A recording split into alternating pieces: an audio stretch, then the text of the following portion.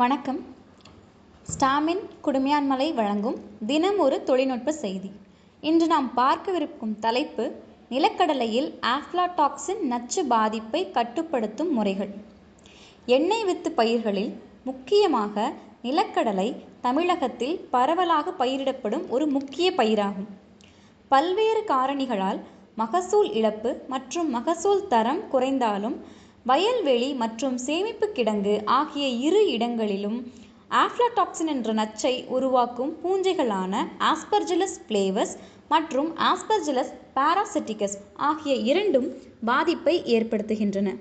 இந்த பூஞ்சைகளால் பாதிக்கப்பட்ட தானியங்கள் மற்றும் புண்ணாக்குகளை கால்நடைகள் உட்கொள்ளும் பொழுது அவை பால் மூலம் உணவு சங்கிலிக்குள் நுழைந்து தீங்கு விளைவிக்கிறது.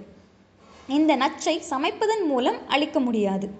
இந்த நச்சு இரண்டு முக்கியமான தீமைகளை மனிதனுக்கு ஏற்படுத்துகிறது.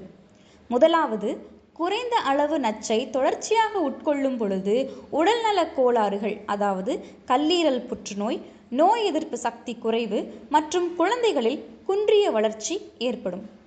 அதிகபட்ச அளவாக இந்த நச்சினை உட்கொண்டால், அதாவது 30 முதல் 40 பார்ட்ஸ் பர் பில்லியனுக்கு மேல் உட்கொள்ளும் பொழுது மரணம் ஏற்படும். இரண்டாவது, இந்த பூஞ்சையினால் பாதிக்கப்பட்ட எண்ணெய் வித்துக்கள் தரம் குறைந்து சந்தைப்படுத்துதல் பாதிக்கப்படுகிறது. ஆஃப்லாடாக்சின் நச்சு உருவாக காரணிகளை காண்போம். முதலாவதாக, எளிதில் பாதிக்கக்கூடிய பயிர். உதாரணமாக, நிலக்கடலையை தொடர்ச்சியாக மீண்டும் மீண்டும் பயிரிடும் பொழுது பாதிப்பு அதிகமாகிறது. பருவம் கடந்த விதைப்பால் பருவ மழைகளால் பாதிப்பு அதிகமாகிறது. வறட்சி மற்றும் நிலக்கடலையில் கடலை முதிர்வதற்கு முன்பு அறுவடை செய்வதனால் பாதிப்பு அதிகமாகிறது. சேமிக்கும் பொழுது அதிகப்படியான ஈரப்பதம் அல்லது மிக குறைந்த ஈரப்பதம் பூஞ்சை தாக்க ஏதுவாகிறது.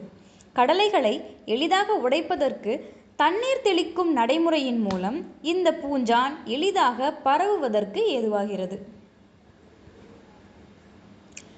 அடுத்ததாக, ஆஃப்லாடாக்சினை கட்டுப்படுத்தும் முறைகளை காண்போம். பயிர் சாகுபடியின் போது கடலையில் அதிகமாக நீர் தேங்கும் பொழுது இந்த பாதிப்பு அதிகமாகிறது. அதனால் சிறந்த வடிகால் அமைப்பு ஏற்படுத்த வேண்டும். திடமான கடலை ஓட்டினை பெறுவதற்கு சுண்ணாம்பு அல்லது ஜிப்சம் பரிந்துரை செய்யப்பட்ட அளவில் இட வேண்டும்.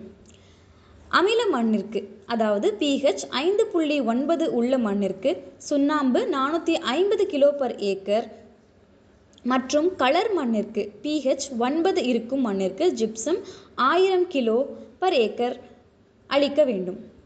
சரியான பருவத்தில் அறுவடை செய்தல் வேண்டும். மேலும் நிலக்கடலைகளை சேமிப்பின் போது பாதிக்கப்பட்ட கடலைகளை தரம் பிரித்தல் மூலம் பூஞ்சை வளர்வதை கட்டுப்படுத்தலாம்.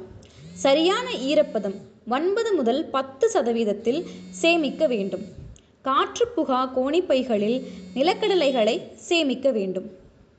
இவ்வாறாக நிலக்கடலையில் ஆஃப்லாடாக்சின் நச்சு பாதிப்பை கட்டுப்படுத்தலாம். நன்றி.